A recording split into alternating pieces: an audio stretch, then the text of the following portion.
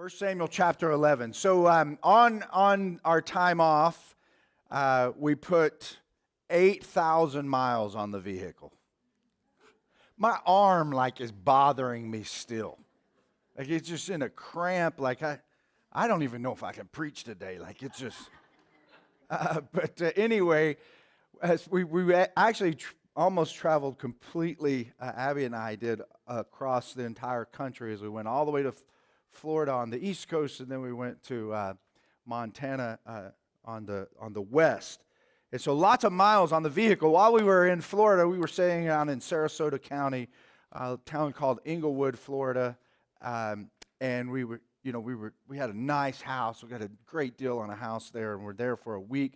And we would go to the beach. We were about 10 minutes from the beach, and so one day we went to a beach called Boca Grande, and it is like you drive 10 minutes from where we were staying, and you kind of go out on this peninsula type thing, and on the west side of Florida, and man, we were way out at the tip of this. It was kind of like an island because you had to go across a bridge, and so we're way out there. And so typically, we spend a lot of time in the water as a family. We go to the lake a lot. We have a boat, and so I kind of have a rhythm that I always wear my swimming trunks, and then over the top of my swimming trunks, I wear my shorts. That way, I keep all my stuff in my shorts, and then when I'm in the boat, if I want to jump in the water, I just take off my shorts and jump in and put my shorts up on the dash of the boat or wherever. And so on this particular day when we went to the beach, I don't know why, but I didn't do that. I think I didn't have my swimming trunks on or anything, so I don't know, but I changed in the car, got out, and went to the beach. And so we're out there, and we're having a good time, and it comes time like these little no-see-ums. They have these no-see-ums, and you can't see them, but you can feel them, okay? They were eating us alive. And so we were wanting to get out of there, and we went back to the car, and it was locked.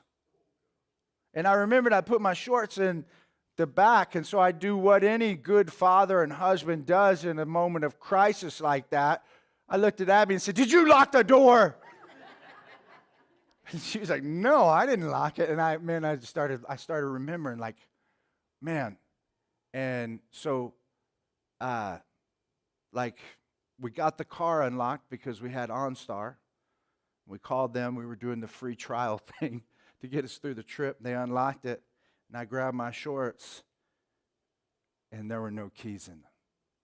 And so I started playing back through my mind, and I realized I had put the keys in my swimming trunks pocket, and I was snorkeling, and I was finding these big shells for the kids, and they thought it was awesome. And you're so buoyant in the water that it's hard to go down.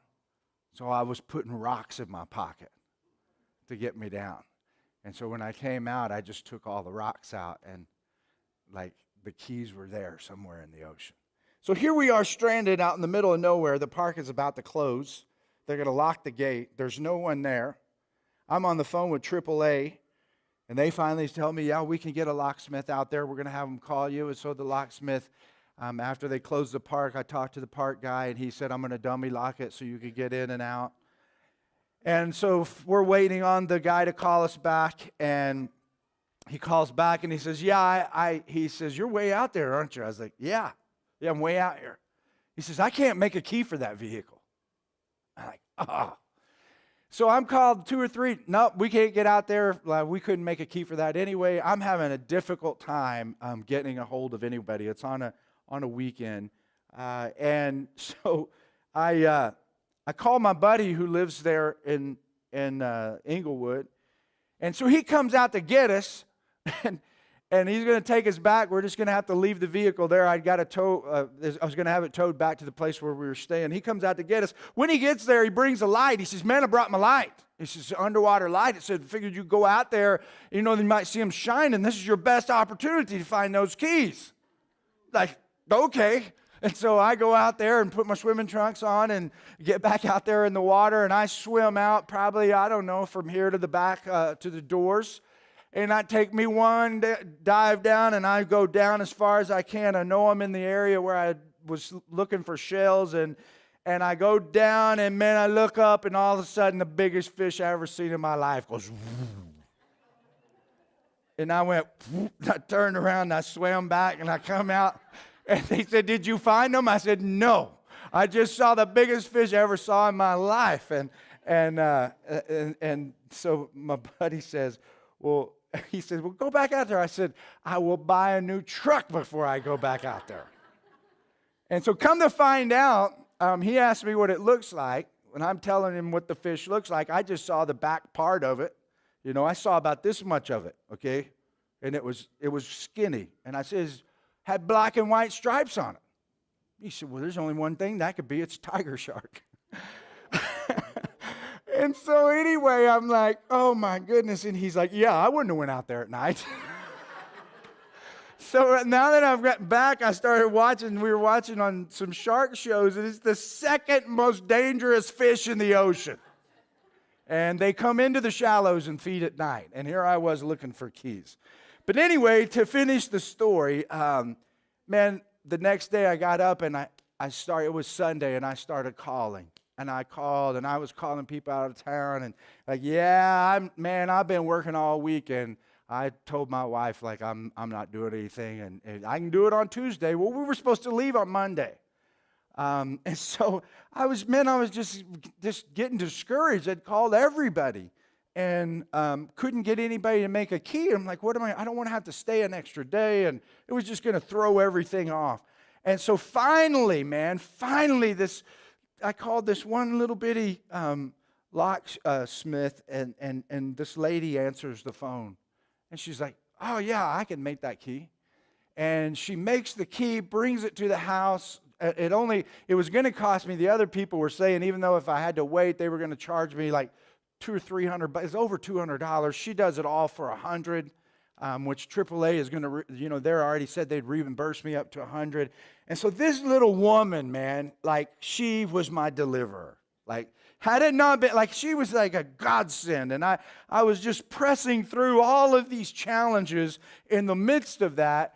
And thank the Lord for this little lady who came and made this key for me and got us all back on track. We were able to get out of there just like we wanted, on schedule, and so we were excited about that. And so that's what I want to talk to you about today, is how not to lose your keys. No, I want to talk to you about deliverance, okay? Because deliverance is a very important thing in the kingdom. And fear keeps people from really following the Lord. It's like there's fear that keeps people from making a commitment to Jesus and believing, like afraid of what that will mean, afraid of what my friends will think, afraid of my life totally changing. So a lot of times fear will keep a person from surrendering in the first place. Or if a person has surrendered to the Lord, fear will keep us from stepping into obedience when the Lord asks us to do something.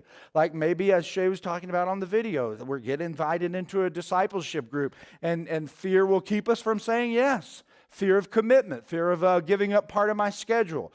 Fear will keep us from leading a discipleship group. I'm afraid that I can't do it. Fear will keep us from beginning the disciplines spiritually that help us grow. It's like there's so many different things. And so fear will keep us from really experiencing the blessings of the Lord that He wants to pour out in our lives. Jesus said in John chapter 10, verse 10, that He has come to give us an abundant life. He says, the enemy, the thief, has come to steal and kill and to destroy. So there's an enemy out there that's trying to take this life away from us, and Jesus has said, I've come to deliver you from that experience and give you this abundant life. And so that He is our deliverer, and we can experience deliverance in all kinds of different ways, and the only way we can do that is by stepping into our fear and overcoming some of the things that keep us from moving forward in life. And so here's the deal, is all of these things that we talked about in fear, they really add up to, a lot of them I think add up to potential. Like we're afraid of our potential. We're afraid of our abilities to be able to do some particular thing. But here's what we learn as we're looking at the book of Samuel, is that the Lord always evaluates obedience, not potential. Like, that's what it's all about in the kingdom of the Lord. The kingdom of Christ is all about obedience. It's not about our potential. As a matter of fact, the Lord delights in taking people with little to no potential and doing amazing things with them. That's why he didn't choose the elites when he was putting his group of apostles together. He chose the non-elites. He chose the guys who were just doing the everyday blue-collar stuff, the fishermen. You know, some of them probably had a little bit more professional jobs, but he chose the nobodies. As a matter of fact, he chose the rejected ones, the ones who couldn't make it among the Jewish community through the schools that they had in Judaism where they would teach them. And the best of the best got to be picked by a rabbi, and they would go on and spend their lives teaching the oral traditions of the Jewish nation to the people about God. And so Jesus chose the ones that were rejected. And that tells us again, it's a reinforcement that the Lord is always about obedience, not potential. And so the good thing is that when we understand that, we can also realize that where the Lord guides, he always provides. This is why Jesus said, when you pray, and he talks about the Lord's Prayer, and he says, give us this day our daily bread. And again, like I shared last week, the first thing that happens to Saul as he is told he's going to be the king, one of the first things happens to him is he gets a meal, a free meal. As he's following through what the Lord has said, as he's following the word of the Lord is confirming and providing bread for him to eat along the journey. And so today what we're going to look at is we're going to look at the glorious moment in Saul's life. And I think it's really important for us to do this because we're going to beat Saul up for the next few weeks. I mean, if you're going to be a guy in the Bible, you don't want to be Saul, because he just blows it. But he has a moment that he has an experience where he steps into, and he has a few of them, but when we look at him, really what we see is a lot of what not to do. And then when we look at David, we see a lot of what to do. And so that's why I think that in some ways there's a little bit of a parallel in the Christian life. Is the old man could be referred to as Saul, and the new man is much like David. He's living a life like David was living. Now, David wasn't perfect, but he's striving and following hard after the Lord. So as we turn to 1 Samuel chapter 11, I'm going to unpack this story, and we'll just read through it and understand the story, and then I'll give you some takeaways, and we'll receive communion, and you can go home and barbecue and enjoy your day off. How's that sound? Amen on that one, right? All right, here we go. Nahash the Ammonite went up and besieged Jabesh Gilead. So what's going on here? This is a tribe in Israel. It's on the outer, it's on the edge. And here's a guy who's an enemy. And he comes in and he besieges this particular tribe. And as he does that, it says, and all the men of Jabesh said to him, make a treaty with us, and we will be subject to you. Okay, so there's a lot going on here. The king had already been chosen, but here is an attack that is made upon this particular tribe in the nation of Israel. And he besieges the city, and they have no wherewithal to do battle against him. And so they immediately say, make a treaty with us. But Nahash the Ammonite replied, I will make a treaty with you only on one condition, that I gouge out the right eye of every one of you and so bring disgrace on Israel. That is not a good deal, right? Boop. Just pluck it out, man. And they would do this in the ancient world. And so this is, whoa, man. What do the guys do? They can't fight the guy. And so the elders of Jabesh said to him, give us 7 days so we can send messengers throughout Israel. If no one comes to rescue us, we will surrender to you. That is a hopeless situation. Give us 7 days, man, and let us at least try to figure something out here. And if nobody comes, we'll let you pluck out our right eye and we will be subject to you. That is a bad day if you're having to agree to terms like that. And so when the messengers, and so he agreed to it. He said, I'll give you those 7 days. And it says, when the messengers came to Gibeah of Saul and reported these terms to the people, they all wept aloud. There's so much going on here, man. I see this. Here's a guy their hometown. They just were told that one of the guys in their hometown was going to be the king of Israel.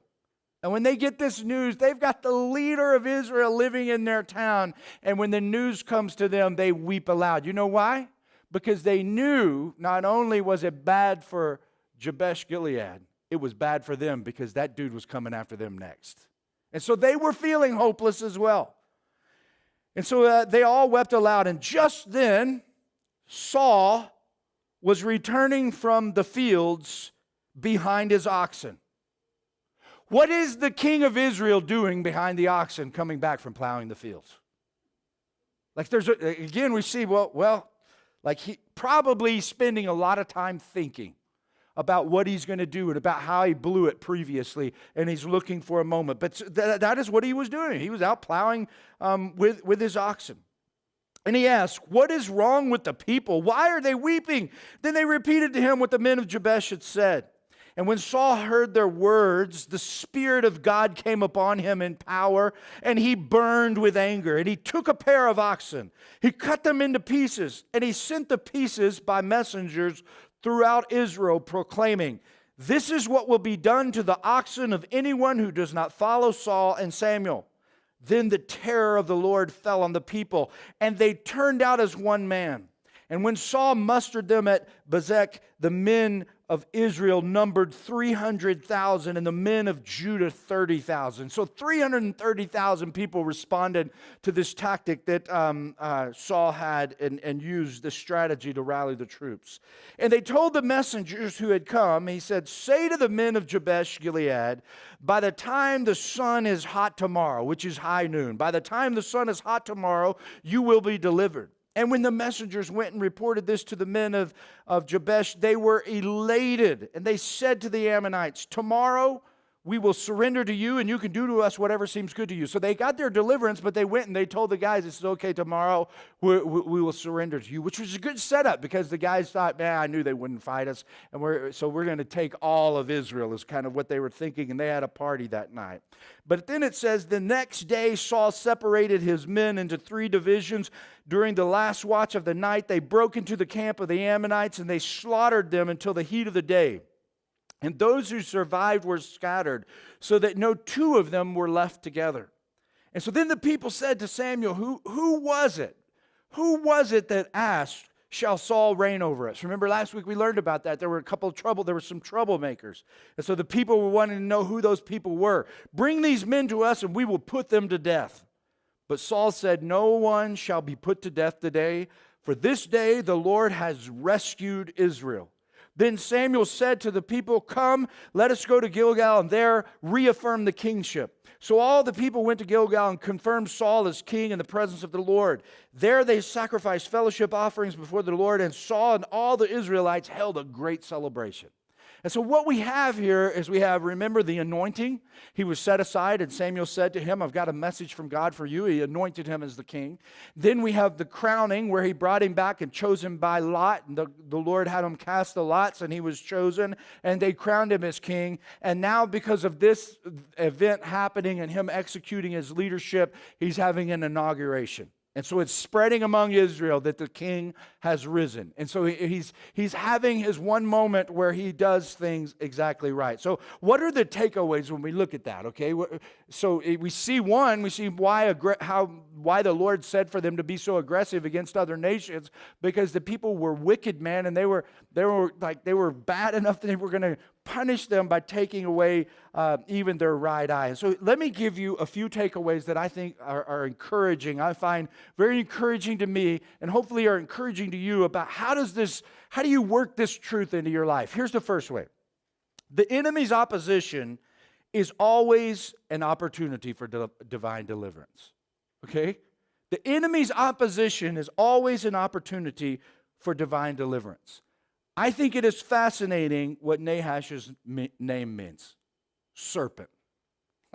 So the Lord is just communicating to us through the Old Testament. And so we look at the Old Testament. This guy's name is Nahash, the serpent. And we know that we face an enemy, Satan, and he's often described as a serpent. And so when we look at that, I think the takeaway is that we can realize is that we too face opposition, just like the Israelites faced opposition. And so this guy tries to make a treaty with them. And he says, I'm going to gouge out your right eye. Now, why was that insignificant? Because if he left the left eye, they could still do work. And during the ancient time, they held their shields over their left eye, and they peeked over their right eye. So if you pluck their right eye out, they can't go to battle. Because this is the way they did battle in the ancient world. And so what I learned from that, and I apply that to my life, is that the enemy that we face is always trying to take away our kingdom vision. He's always opposing us, and he's always trying to take away our vision for the kingdom. And so what we must do is not get discouraged by opposition, but realize that we are in the midst of the battle. The Apostle Paul said that we are in a spiritual battle that we cannot see. We're battling against forces. And so people that we get frustrated with are not the problem. It is opposition and of the enemy. And the more serious that you get about serving the Lord, the greater the opposition will be. He'll start working on your mind. This is why the Apostle Paul says, take every thought captive and judge it in the name of Christ. Pull it down. Don't think that way. He'll start working you over about whether or not you have the potential to disciple, and should you disciple, or should you be in discipleship? Should you be growing? Should you be helping other people in the world to come to know Jesus? What a ridiculous question. But we do that, do we not? That's the enemy, that's opposition coming against us. But here's the encouraging thing about it. This is an opportunity for the Lord to deliver us in the midst of the opposition. Just like the little lady showed up and made me a key, Jesus said, I will give you the keys of the kingdom. And you can unlock and loose things on earth as they are in heaven. And so that's what we're to be about. The business of doing is being used of the Lord. And so the enemy's don't be discouraged when you face or you're facing opposition. As a matter of fact, you should be discouraged if you're not facing opposition. Because it means that you're not active in the work of the king's business. Because when you get active in the work of the king's business, you will just face opposition right and left, all around you, all the time, because you're moving forward and the enemy is concerned about you. If you're not doing anything for the kingdom, the enemy does not want to wake you up. Wants to leave you right there in that comfortable, cozy place where you can continue on living just like you're living. And so be encouraged when you face opposition and look for the opportunity of the Lord to provide the divine deliverance in your life. Here's the second thing. Righteous anger and holy fear, scratch is out because that's improper grammar, write in R, okay? Righteous anger and holy fear are healthy.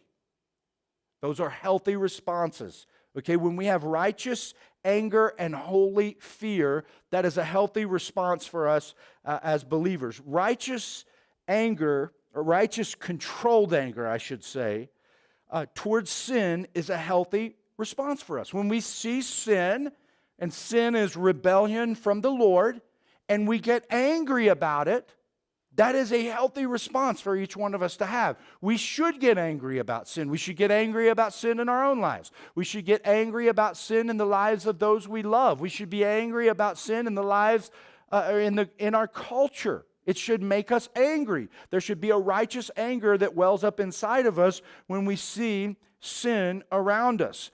And we also need to understand that this righteous anger and this holy fear, it motivates. And it unifies us.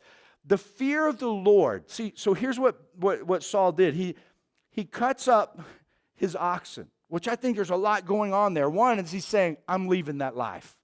I'm supposed to be the king. Let me butcher these oxen right now and step into my royal position that the Lord has said that I am.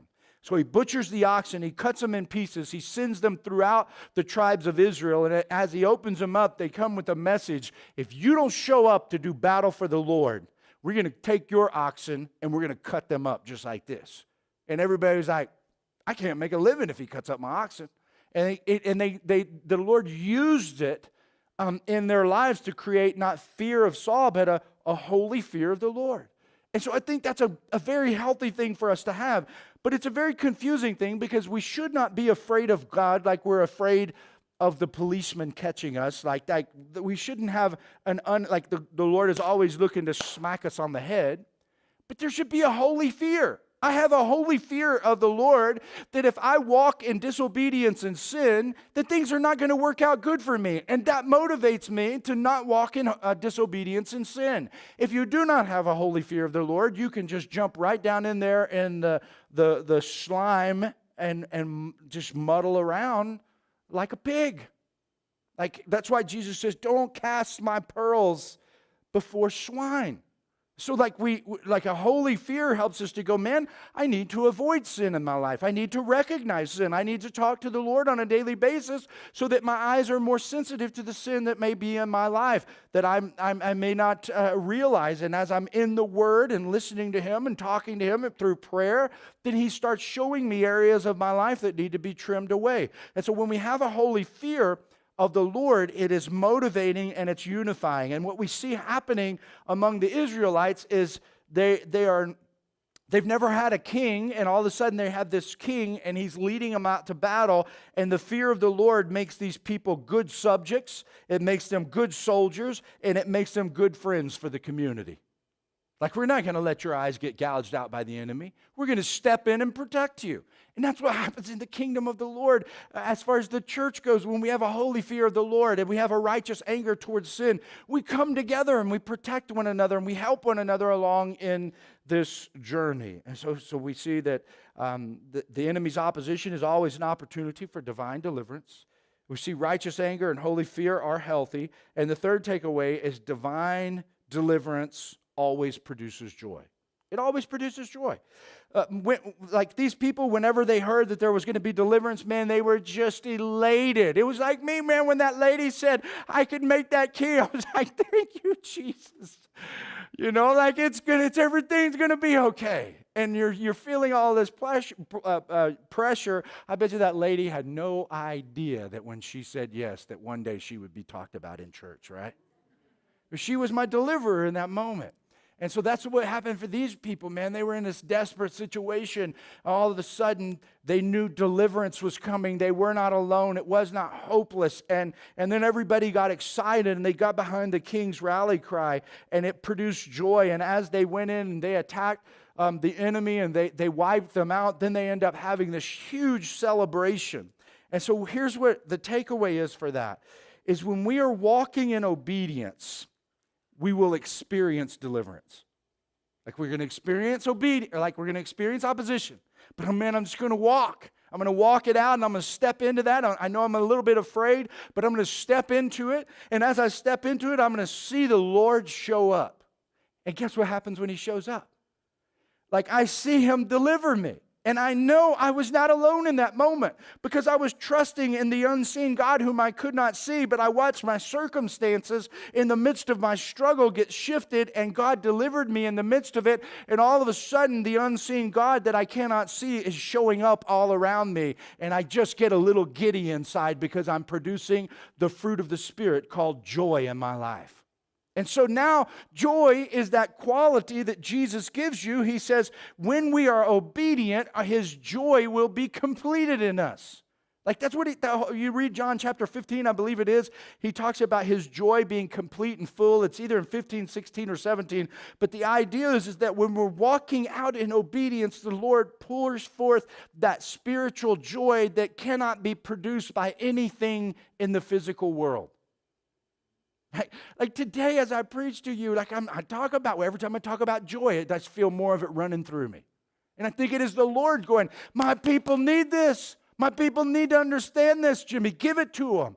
And then joy is like if I don't have joy in my life, I just get discouraged. And I always recognize when the joy is not supernaturally being produced in my life, it is because there are areas in my life where I'm either disobedient, like to the Lord, I've compromised my time to meet with Him in the morning and abide and be in His Word. And so the joy is not being produced in my life. But as I'm walking in obedience, man, He's just pouring it out in my life. And that is the ability to engage in the opposition because I know my deliverer is going to show up and He just keeps producing joy in my life. So be encouraged. Deliverance always produces joy, and joy is essential for living the Christian life and following Jesus. So as we land this plane here, and I lead you up to the big idea. Here's the thing. the Lord still rescues and saves. And the cool thing is, he uses us to do it. We are a royal priesthood, a holy nation. You see, as you study the Old Testament, it's all about showing us the story of the gospel through a nation and how they had a need of a deliverer. But we see the deliverer showing up in spiritual form. They're called Christophanies in the Old Testament, where Jesus shows up. Or even as the Holy Spirit comes over Saul in this amazing way to equip him for this task. We see this story unfolding, and it's about what is going to happen for us in the New Testament. We see a king, and then we are called a royal priesthood and holy nation. We see priests, and that's what we're called. And so we have the priesthood of the believer, where we can walk and be in fellowship with the Lord. And so he uses us. He uses us in the kingdom the same way that he used that locksmith in my life to help me get back on the road. The problem is there are too many people when the Lord is calling say, yeah, I can't get there today. Yeah, no, I got plans. When we're supposed to be the locksmiths in the kingdom that are unlocking things, and the Lord is saying, hey, I need you to go over here. I need you to do this. I need you to love on that person. I need you to step into this obedience. And look at what Peter says in 1 Peter chapter 2, verse 9. This is what he says about you. If you know the Lord, you've accepted Jesus as your personal Savior. You are a chosen people, a royal priesthood, a holy nation, God's special possession, that you may declare the praises of him who called you out of darkness into his wonderful light.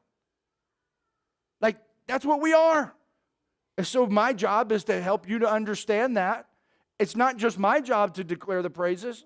Like, it's all of our job. Like, we are a royal nation, a holy nation, a royal priesthood. All of us. Like, the only difference between me and you is that I get paid to shepherd you and equip you and teach you what I just taught you. That's the only difference. There's nothing more holy about me than there is you. Because we all rely on Jesus for our holiness. We are all a royal priesthood. We are all a holy nation. If you know the Lord, that's what you are. And so as we look at this, here's the thing. When yielded to God, this is what we see. When yielded to God, Saul became an expert at something in which he had no experience. Battle. Like when we meet the guy, Shay told us he's chasing donkeys. That's what he's doing. He's running around looking for donkeys. And then we see him again this week, and what's he doing? He's coming back out of the farming field. He was a farmer. But when he yielded to the Lord, he became a warrior. And so what we see is that in this one night, this is amazing, okay? So he marched 60 miles in a day and night with all of these troops. He went from leading 2 oxen plowing dirt to automatically leading all of these men on a 60-mile journey, divided them up in 3 divisions, said, you're going to attack from this direction, you're going to attack from this direction, we're going to attack from this direction, we're going to surprise these guys because we've already sent word that they're going to surrender, they're going to be partying all night, probably wasted, and we're just going to go in there and clean house. And that's exactly what they did. So invaded the camp of Nahash's and the Ammonites that no 2 of them were left together. They had no unity. Totally disrupted them. And so here's the deal. This is true for us. When we yield to the Lord, he makes us better than we are. And one of the things I pray every day is like, Lord, as I go out today, make me better than I am. Like, I know that's what you delight in doing. All that is ahead of me, the people that I'm going to encounter, the things that I'm going to say, like, help me to have more wisdom than I really possess as a human. Use me, give me your wisdom, and let it come out of me. And this is what the Lord does. This is the productivity of the kingdom. This is why he says, don't be fixed. Like he said, don't worry about what you eat, what you'll drink. He says, seek ye first the kingdom of Christ. All these things will be added unto you. Like, it's like, don't worry about those things. Worry about me, and I'll make you better than you are. I'll make you supernaturally productive within the kingdom. And so here's the big idea. Yield to the Lord. Right? Like, just yield to him. That's all he asks for us, is just to yield. Yield today, whatever he asks you to do. Yield tomorrow, whatever he asks you to do. If you've never yielded your life to him and said, I believe that Jesus is the Son of God who conquered death, hell, and the grave. And if you've never done that, Jesus said, if you want to see the kingdom of Christ, you must be born again. And the only way to be born again is to believe in his Son whom he sent to save the world. And so you yield to that truth and you're born again. You become a royal priesthood, a holy nation. You join that following of the Lord. If it's obedience in some other area and he's speaking to you about it, just quit doing battle with him. Understand the opposition is coming from somewhere else. Seek out the truth and yield to the Lord. And just keep on doing that. That's even what discipleship is all about, is learning how to over and over yield to what the Lord is asking you to do. One of the things we ask all the time is, what is the Lord saying to you? Not what cool thing are you studying in the Bible. As you're reading the Bible, what is the Lord saying to you? Well, he's saying that I need to be a better husband. Here's the second question we ask. What are you doing about it? Why are we asking that question? Because the whole thing of Christianity is yielding in obedience to what the Lord is asking us to do. And that's how we make disciples, because he will tell us, I need you to step into this person's life. I'm starting to work. I'm starting to soften their hearts up. They don't know me. I want them to know me. I'm going to send you in there. And they're a person of peace that you can go talk to. And I want you to be the messenger. Oh, Lord, can you send Jimmy? Right? That's not what he's asking you to do. He's saying, I want you to go because you are the one that I'm going to use. And man, you're nervous, you're worried, and then as you step into it, like, man, the Lord is just going to unload joy on you. I mean, I'll close kind of with this. When I was younger and answered the call to preach, and the Lord was just filling me up with stuff. Like, I was nervous, man. I was just wired up, but I knew, man, the Spirit of the Lord was in me, and I'd been walking with him and being obedient in a number of ways, and so I just stepped into it, man, and I got up, and I started preaching, man, and it just came out of me. And as it was coming out of me, man, the Lord was just joy was filling me up, and I left, and I was like, I could not believe the amount of joy the Lord was pouring out in my life. And it all started when I started yielding and saying, man, I'm going to quit battling the Lord. I'm just going to yield to him in obedience. And the Lord's just been doing it ever since. There was such joy in my life to yield to the Lord when he said, I want you to move to Overland Park. Listen, man, like, I like tools. Like, I like to work on stuff. I like horses. And I put those things on Craigslist, man. And I smiled as they flew away. Like, I watched my welder go to a guy, and I was just happy. I wasn't happy that he didn't have a welder. But I was happy because I knew I was yielding to the Lord. And I just watched that stuff go, and I was like, oh, this stuff doesn't own me. You own me, Lord. And my joy just, man, it's just flooding like my heart. And so all that stuff, and I'm not, like, obviously, I bought me a new air compressor the other day, so, like, there's nothing wrong with tools. I'm not saying that. I'm saying, like, I had to let go of stuff in order to be able to move here. The Lord still hasn't given me my shop back. One day he will, right? But there's joy in that obedience. And so I want you to understand that success, okay? Success is dependent on devotion to the Lord, not position, leadership style, wisdom, age, or strength. Real leadership is yielding to the Lord and letting him guide you. That's what it means to be a leader in the kingdom. And so we're going to see in the coming weeks, and this is so sad,